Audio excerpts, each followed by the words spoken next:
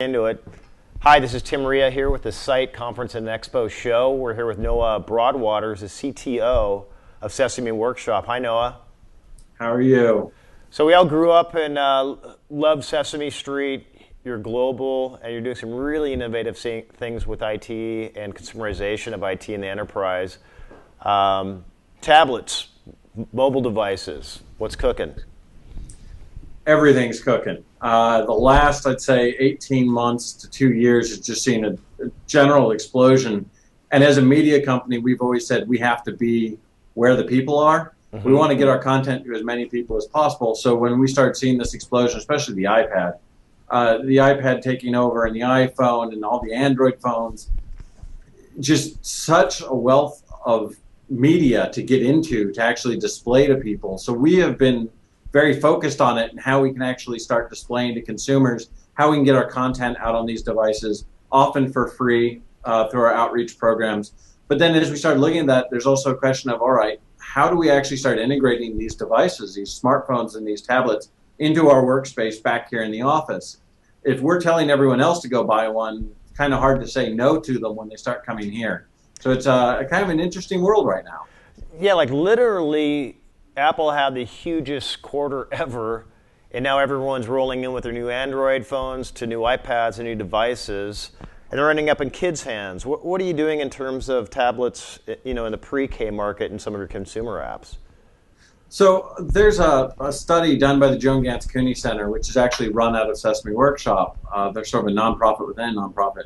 It talks about the pass-back effect. Now, we've been focusing on this before even the iPhone really took hold. We used to talk about this with BlackBerries, is the ability to have content on a device that mom or dad are going to hand their child sort of as they're screaming, here, have something to play with for a second to keep you quiet. I think we've all done it. Not always proud of it. But so we were looking at that a long time ago. Now when you're talking about tablets and phones and smartphones, that really happens. You got a great immersive media experience. So there's a lot of that pass back that happens. So we started looking at that and saying, there are other gains to be done here. There's some really cool stuff. The kids are going to have this stuff anyway. I mean, a few years ago, I said, no one's going to hand their kid their $500 tablet device. No one's that crazy. The kid's going to drop it. Now people are buying them for their kids.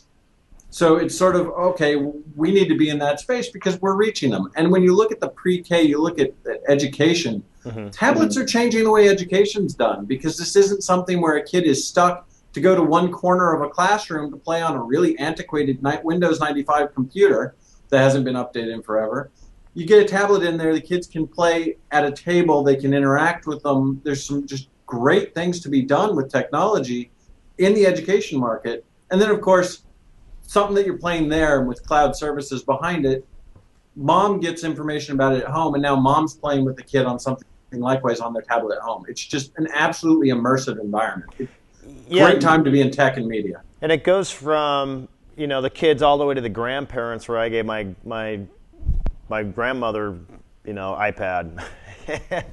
So we see the last couple of years, there's like this big pushback to keep those dang iPads and devices out of the enterprise. How is it a benefit, and how are big companies bringing them in to be a good disruptive product in the enterprise? So the easiest one, and the one that I think most people seem to benefit from, is a lot of us travel a lot, especially sales forces.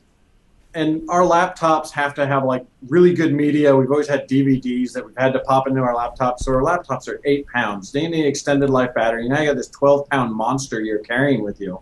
And we're 70 to 75% female, carrying around these massive laptop bags, just saying, oh my God. Well, take an iPad that can play the same media experience, take that DVD, make it digital, put it on an iPad, and you got this light little presentation device that walks around with you everywhere. Then if you start a conversation in an elevator, the wonderful elevator pitch, you can pull that out and have an experience. Try pulling out a laptop, opening it up, trying to get it to power on in 5 floors on an elevator. It ain't going to happen. Yeah, it's great to see kind of the innovation from the SSD drives that make them really snappy to all these cloud services, so you don't need to have a huge amount of storage on the iPad. And now you're handing these to your executives as like standard issue. What's going on there? Every single one of our senior team has an iPad that the company actually purchased for them. And again, this was primarily for when they go into big meetings with other companies, they've got several episodes of our show on the iPad. They've got our presentations on the iPad. So they're ready-made as they walk into a room to do a complete pitch because everything's right there. Mm-hmm. That's great. That's great. The issue, of course, is what every IT department worries about is how do you manage these devices? I'm not going to say that it's always been easy. The software is just now really rolling out to control these devices in the enterprise. One of the things we've always talked about, our chief marketing officer has this wonderful black book. It's got President Obama's personal phone numbers on it. It's got President Bush's personal phone numbers on it, George Clooney's phone numbers on it. And she loses her BlackBerry. When we have BlackBerries, she loses it probably at least once a year in the back of a cab.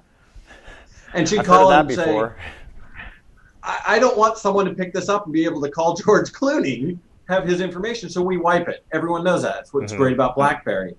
When you start talking about, I want to use an iPad or an iPhone and have these same contacts, that's a nightmare thinking about how do we secure it so that when she loses it, we don't have all these great addresses and phone numbers out in the mainstream for someone to start harassing them.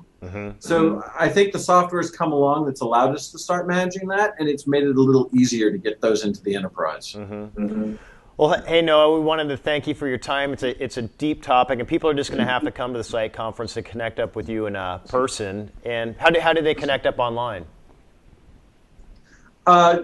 Connecting online is you can email me, noah.broadwater@sesame.org. And my Twitter account's NBROADWA and Broadwater.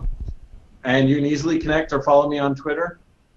I'll be honest, I'm not on Facebook. So those are probably the easiest ways to actually get to me. Okay, well, it'll be really exciting. Thanks so much for what you're doing for education and innovation in this space. It's really great. So appreciate your time. No problem. Thank you. And thanks to Sarah Glazer for producing the show today. Sarah.